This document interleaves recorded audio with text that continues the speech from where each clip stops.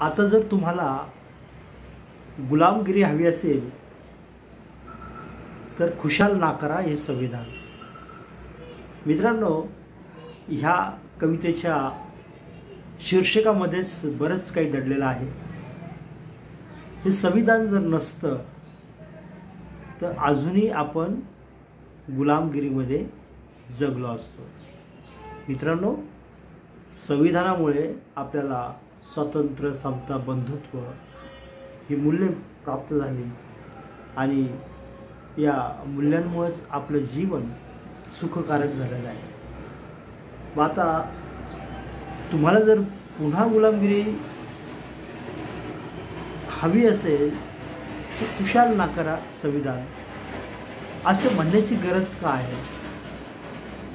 असं म्हणण्याची गरज का आहे? कारण काही लोक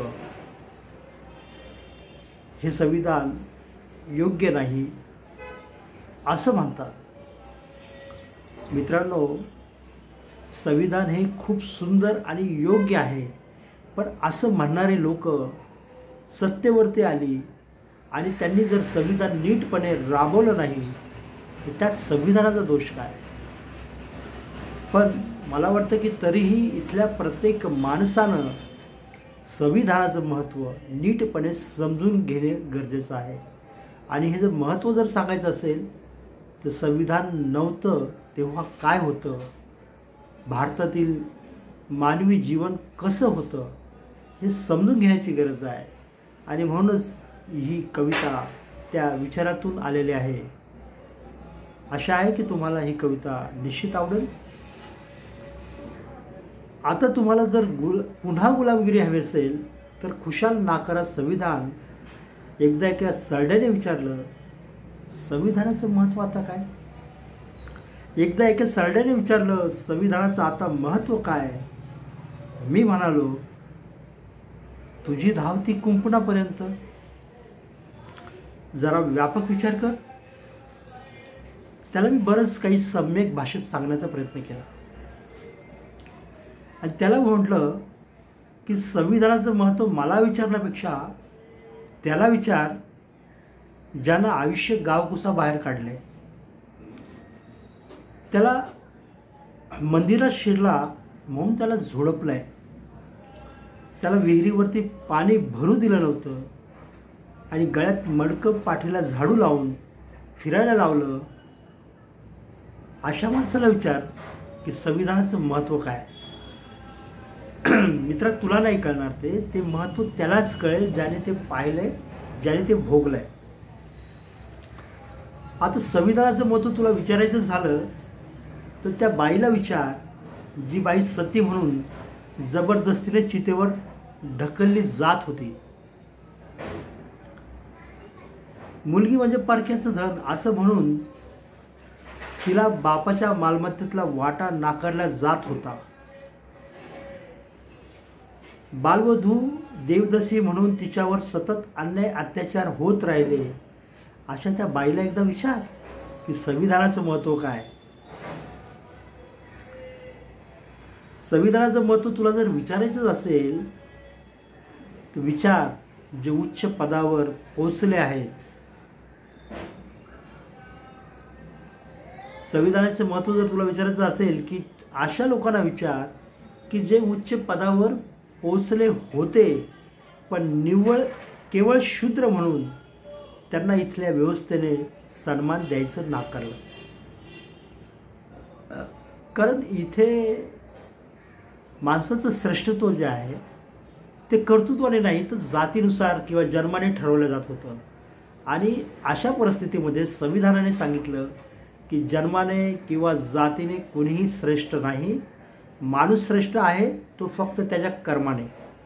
आणि म्हणून अशा माणसाला विचार की जो माणूस खूप मोठा होता, जो माणूस उच्च पदावर पोचण्याचा किंवा राहण्याचा लायकीचा होता, पण निव्वळ तो शूद्र म्हणून जन्माला आला म्हणून त्याचं मोठेपण नाकारलं गेलं. अशा माणसाला विचार, तो तुला सांगेल संविधानाचं महत्त्व काय आहे ते. संविधानाचं महत्त्व त्यालाही विचार ज्याची समूह हत्या होते, जसं मॉब लिन्सिंग होतं,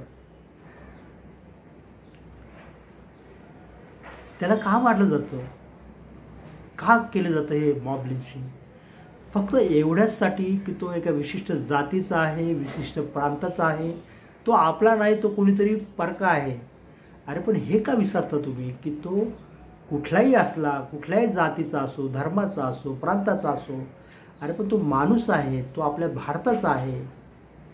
आणि मी प्रथम भारतीय आणि शेवटी भारतीय ही भावना सांगणारं हे संविधान महत्त्वाचं आहे. आणि म्हणून तू अशा माणसाला विचार की ज्याचं मॉब लिंचिंग झालं आहे, तोही तुला सांगेल की संविधान किती महत्त्वाचं आहे. संविधानाचं महत्त्व त्या माणसाला विचार जो कुठेही फिरू शकतो, मुक्तपणे आपले विचार मांडू शकतो, आपल्या मनाप्रमाणे व्यवसाय करू शकतो. मित्रा, एक लक्षात घे, संविधान आहे म्हणून हा देश आहे. संविधान आहे म्हणून हा देश आहे सुरक्षित आणि संघटित. नाहीतर संविधान नव्हतं तेव्हा काय होतं रे? थोडासा इतिहास वाच, कळेल तुला. संविधान नव्हतं तेव्हा हा देश कुठे होता? विषमता, वेगवेगळ्या संस्थानात हा वाटलेल्या या देशावर मुघल आले, राज्यकर्ते झाले, ब्रिटिश आले, राज्यकर्ते झाले, आणि आपण मात्र भांडत राहिलो आपसात. आणि त्याचाच फायदा परकी आक्रमकांनी घेतला. तुम्ही त्याच्याशी एक संघ कधीही लढू शकला नाही, कारण तेव्हा संविधान नव्हतं. संविधान देशाला लाभल्यापासून भारत देश हा सार्वभौम आणि स्वतंत्र राहिलेला आहे आणि राहील. आणि म्हणून संविधानाचं महत्त्व तू लक्षात घे मित्रा.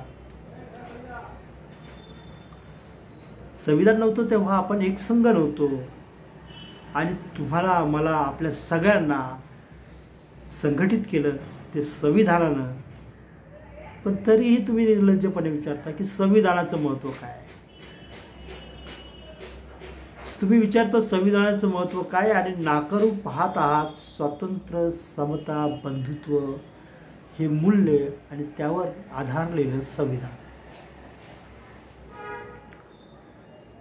म्हणून म्हणतो मित्रांनो की समजा तुम्हाला वाटत असेल की हे सगळंच काहीतरी वेगळंच आहे, सगळंच काहीतरी बरोबर नाही आहे, तर तुम्ही एक काम करा, तुम्ही गुलाम बना पुन्हा आणि खुशाल नाकारा संविधान.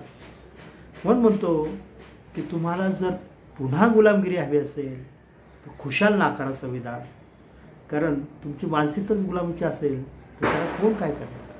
पण जर तुम्हाला स्वाभिमानाने सुरक्षित संघटित राहायचं असेल, आपल्या देशाची आपली विकास उन्नती करायची असेल, तर तुम्हाला या भारतीय संविधानाचा सन्मान ठेवावा लागेल आणि संविधानाने सांगितल्याप्रमाणे वागावं लागेल. संविधानाने सांगितल्याप्रमाणे वागावं लागेल. धन्यवाद.